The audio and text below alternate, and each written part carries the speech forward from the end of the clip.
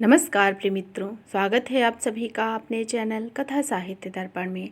मित्रों, आज हम लोग सुनने जा रहे हैं हिंदी के शुरुआती समय के सशक्त कहानीकार राजा राधिका रमन प्रसाद सिंह जी की लिखी हुई एक प्रसिद्ध कहानी कानों में कंगना, जो कि यूपीएससी हायर और यूजीसी नेट के भी पाठ्यक्रम में लगाई गई है। तो चलते हैं कहानी पर पहुंचने से पहले संक्षिप्त सा परिचय जानने राजा राधिका रमन प्रसाद सिंह का। हिंदी के प्रारंभिक दौर के प्रसिद्ध कहानीकार राजा राधिका रमन प्रसाद सिंह का जन्म 10 सितंबर 1890 को तथा इनका निधन 24 मार्च 1971 को हुआ था। हिंदी साहित्यकार कथा लेखन में आपने अपनी प्रसिद्ध शैली के लिए आप शैली सम्राट के रूप में जाने जाते हैं। कहानी किस प्रकार पाठकों को आरंभ से अंत तक पढ़ने के लिए विवश करती है, इसका शिल्प आपसे अधिक और कौन जानता। इसलिए वे अपने समय के सबसे लोकप्रिय कहानीकार सिद्ध हुए। उन्होंने 50 वर्षों तक हिंदी साहित्य की सेवा की। आपके ऊपर गांधी जी का विशेष प्रभाव था। आप अपने समय के राजा थे और सन 1935 में अपनी रियासत का सारा भार अपने अनुज राजीव रंजन प्रसाद सिंह को सौंपकर सरस्वती की आराधना में तल्लीन हो गए। इसके पूर्व ही 1920 में बेतिया में बिहार हिंदी साहित्य सम्मेलन के द्वितीय वार्षिक अधिवेशन के वे अध्यक्ष मनोनीत हुए। आरा नगरी प्रचारिणी सभा के वे सभापति हुए। राधिका रमन प्रसाद सिंह ने सभी विधाओं में जो साहित्य की रचना की है और सभी पर अपनी सशक्त लेखनी चलाई है। इनके प्रसिद्ध कहानी संग्रह हैं कुसुमांजलि, अपना पराया, गांधी टोपी, धर्मधुरी। आपने गद्य काव्य में लिखा है नवजीवन, प्रेम लहरी। उपन्यास में आपके प्रसिद्ध उपन्यास राम रहीम, पुरुष और नारी, सूरदास, संस्कार, पूरब और पश्चिम, चुंबन और चाटा। आपने लघु उपन्यास लिखे हैं। प्रसिद्ध कहानियां हैं गांधी टोपी, सावनी समा, नारी क्या एक पहेली, हवेली और झोपड़ी, देव और दानव, वे और हम, धर्म और मर्म, तब और अब, अबला क्या ऐसी सबला, बिखरे मोती आदि। नाटक में लिखा नए रिफार्मर या नवीन सुधारक, धर्म की धुरी, अपना पराया, नज़र बदली, बदल गए नज़ारे। और आपने बिहार की प्रसिद्ध मासिक पत्रिका नई धारा का संपादन किया और 23 जनवरी 1969 को मगध विश्वविद्यालय ने आपको सम्मानजनक डॉक्टरेट की उपाधि प्रदान की और 24 मार्च 1971 को यह साहित्य का ज्वलंत सितारा सदा के लिए विलीन हो गया। तो चलते हैं ऐसी सशक्त लेखक की प्रसिद्ध कृति कानों में कंगना पर। किरण, तुम्हारे कानों में क्या है? उसके कानों से चंचल लट को उसने हटाकर कहा, कंगना। अरे, कानों में कंगना? सचमुच 2 कंगन कानों को घेर कर बैठे थे। हाँ, तब कहाँ पहनूं? किरण अभी भोरी थी। दुनिया में जिसे भोरी कहते हैं वैसी भोरी नहीं। उसे वन के फूलों का भोलापन समझो, नवीन चमन के फूलों का भंगिमा नहीं। विधि खाद रस से जिनकी जीविका है, निरंतर काछाड़ से जिनका सौंदर्य है, जो 2 घड़ी चंचल चिकने बाल की भूषा हैं, 2 घड़ी तुम्हारे फूलदान की शोभा। ऐसे फूलों को नहीं, प्रकृति के हाथ से लगे हुए, मेघों की धारा से बढ़े हुए चटुल दृष्टि इन्हें छू भी नहीं पाती है। जब जीवित रहे तब चारों ओर अपने प्राण धन से हरे भरे रहे और जब समय आया तो अपनी माँ की गोद में झड़ गए। ऐसी थी माधुरी। आकाश स्वच्छ नील, उदार, सुंदर, शांत पत्ते, संध्या हो चली थी। सुनहरी किरणें सुदूर पूर्व में चूड़ा से देख रही थी। वह पतली किरण अपनी मृत्युशैया से इस शून्य निविड़ कानन में क्या ढूंढ रही है, कौन कहे। किसे कटक देखती है, कौन जाने। अपनी लीला भूमि को स्नेह करना चाहती है या हमारे बाद वहाँ क्या हो रहा है इसको जोहती है, मैं क्या बता सकूँ। उसकी भंगी में एक आकांक्षा अवश्य थी। मैं तो खड़ा खड़ा उन बड़ी आँखों को की किरण लूटता था और आकाश में तारों को देखता या उन जगमग आँखों को देखता। बात एक ही थी, हम दूर से तारों के सुंदर शून्य झिलमिल को बार बार देखते हैं।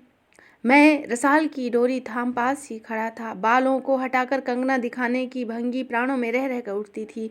जब माखन चुराने वाले ने गोपियों के सर के मटके को तोड़कर उनके भीतर के किले को तोड़ दिया, जब नूरजहां ने अंचल से कबूतर को उड़ाकर शाहजहां के कठोर हृदय की धज्जियां उड़ा दी, फिर नदी के किनारे बसंत बल्लभ रसाल पल्लवों की छाया में बैठी किसी अपरूप बालिका की यह सरल स्निग्ध भाव भंगिमा एक मानव अंतर पर क्यों न दौड़े।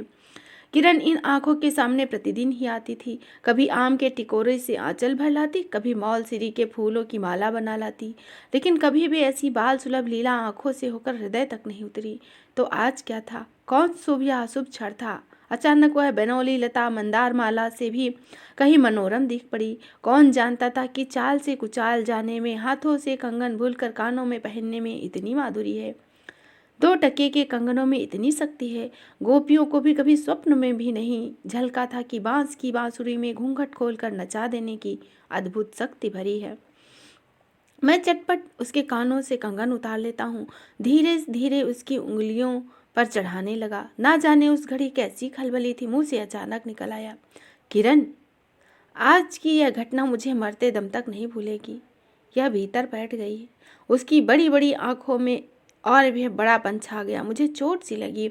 मैंने तत्क्षण योगीश्वर की कुटी की तरफ प्रस्थान किया। प्राण भी उस समय नहीं चल दिए। यही विस्मय था। एक दिन था कि इस दुनिया में दुनिया से दूर रहकर लोगों की दुनिया का सुख उठाने के लिए आया था। हरिचंदन के पल्लवों की छाया भूलोक पर कहाँ मिले, लेकिन किसी समय हमारे यहाँ भी ऐसे ही वन थे, जिन वृक्षों के साये में घड़ी निवारने के लिए स्वर्ग से देवता उतर कर आते थे। जिस पंचवटी में अनंत यौवन को देखकर राम की भी आंखें खिल उठी थी, वहाँ के निवासियों ने कभी अमर तरु के फूलों की माला की चाह नहीं की, मंदाकिनी के छींटों की शीतलता नहीं ढूंढी। नंद तपोवन का सानी वह वन भी था।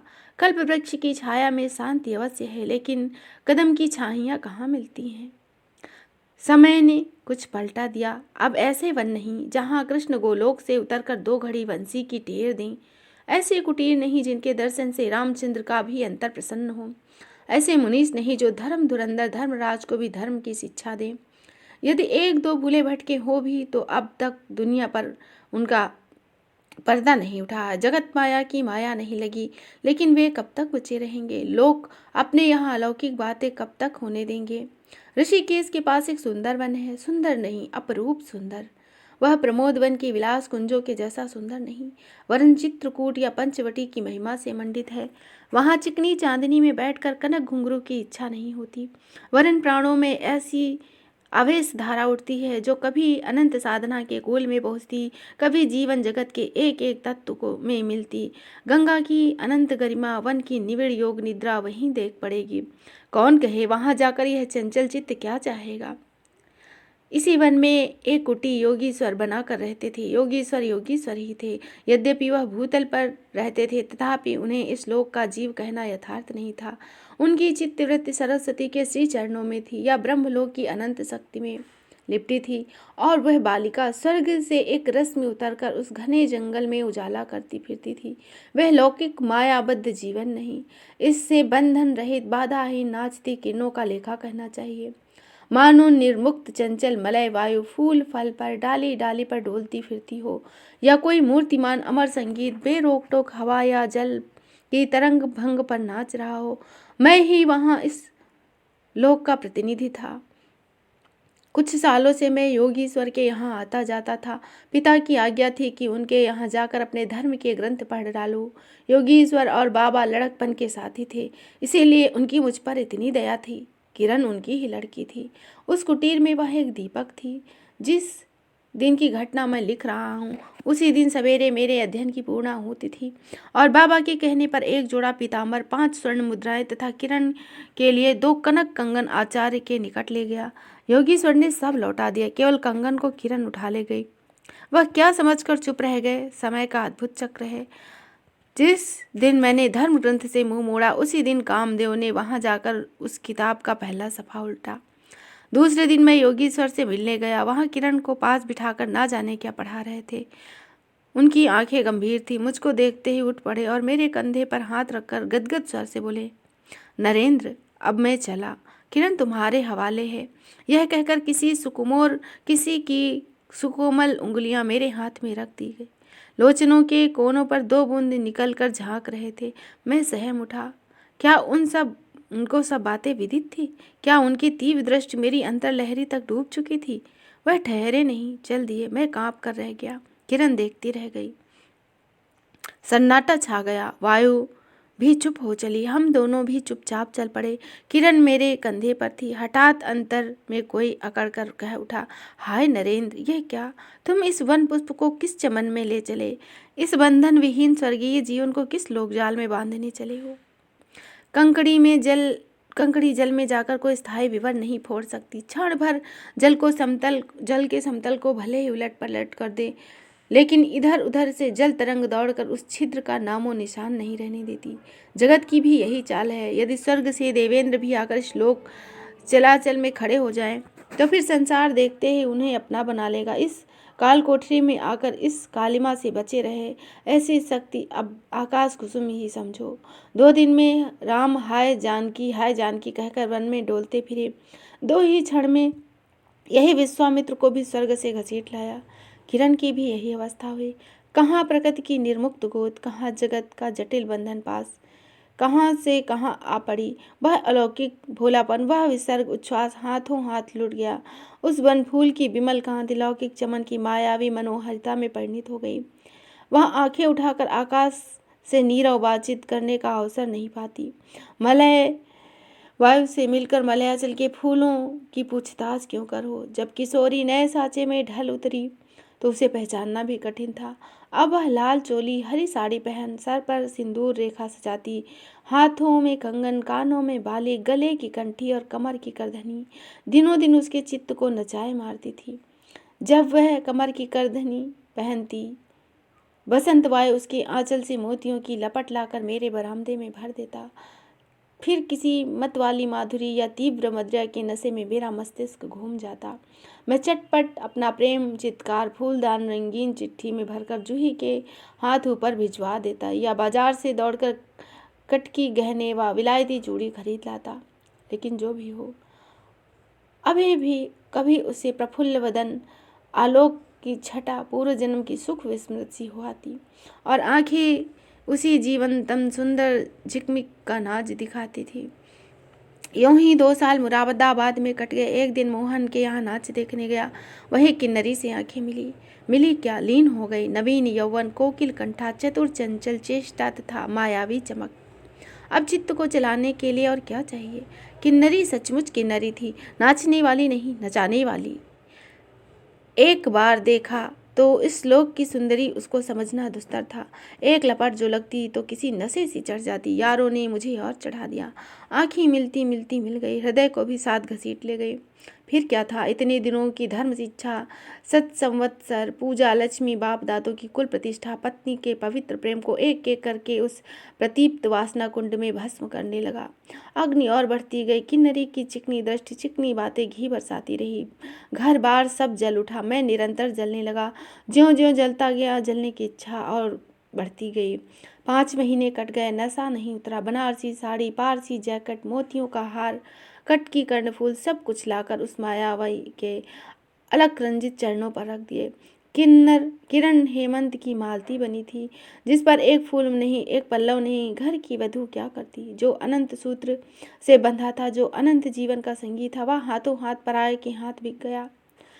फिर ये 2-3 दिन के चमकीले खिलौने थे, इन्हें शरीर बदलते क्या देर लगे। दिन भर बहानों की माला गूंथ गूंथ कर किरण के गले में, और शाम को मोतियों की माला उस नाचने वाली के गले में सशंक निर्लज्ज भाव से मैं डाल देता। यही मेरा जीवन निर्वाह था। एक दिन सारी बातें खुल गई। किरण पछाड़ खाकर भूमि पर जा गिरी। उसकी आंखों में आंसू न थे, मेरी आंखों में दया न थी। बरसात की रात थी, रिमझिम बूंदों की झड़ी थी। चांदनी मेघों से आंख मुदव्वल खेल रही थी। बिजली काले कपाट से बार बार झांकती, किसी चंचला को देखती, तभी बादल किसी मरोड़ से रह रह कर चिल्ला उठते। इन्हें सोचने का मुझे अवसर नहीं था। मैं तो किन्नरी के दरवाजे से हताश लौटा था। आंखों के ऊपर न चांदनी थी न बदली। त्रिशंकु ने स्वर्ग को जाते जाते बीच में ही टंग कर दुख उठाया, और मैं तो अपने स्वर्ग के दरवाजे पर सिर रखकर निराश लौट आया। मेरी वेदना क्या नहीं बढ़ी थी? हाय, मेरी उंगलियों में एक भी अंगूठी रहती तो उसे नजर कर उसके चरणों पर लौटता। घर आते ही जूही को पुकार उठा, जूही, किरण के पास कुछ बचा हो तो फौरन मांग लाओ। ऊपर से कोई आवाज नहीं है, केवल सर के ऊपर से एक काला बादल चित्कार के चिल्ला उठा। मेरा मस्तिष्क घूम उठा। मैं तत्क्षण कोठे पर दौड़ा। सब संदूकें झाँके, जो कुछ मिला सब तोड़ डाला, लेकिन मिला कुछ नहीं। अलमारी में केवल मकड़े का जाल था। श्रृंगार बक्स में छिपकली बैठी थी। उसी दम किरण पर झपटा।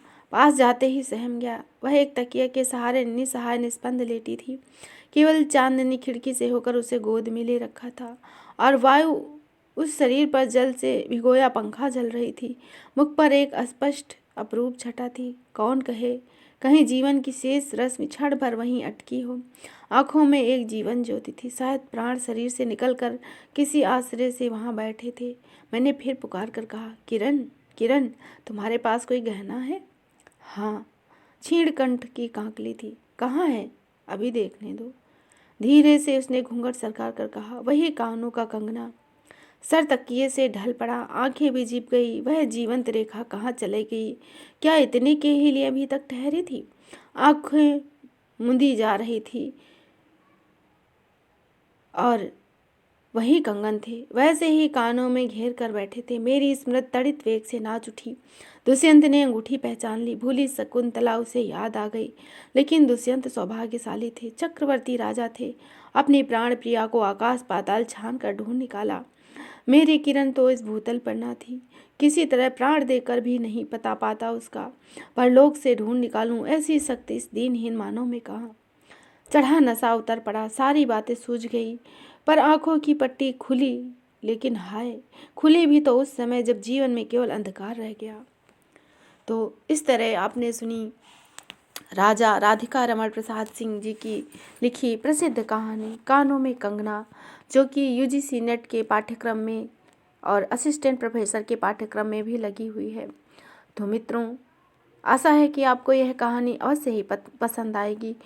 और हमारे चैनल में यूजीसी नेट तथा असिस्टेंट प्रोफेसर के पाठ्यक्रम में लगी हुई समस्त कहानियों का वाचन किया गया है, तो आप उन्हें भी सुने और लाभ प्राप्त करें। तो फिर मिलेंगे एक नए तथ्य के साथ। तब तक के लिए धन्यवाद। जय हिंद, जय हिंदी।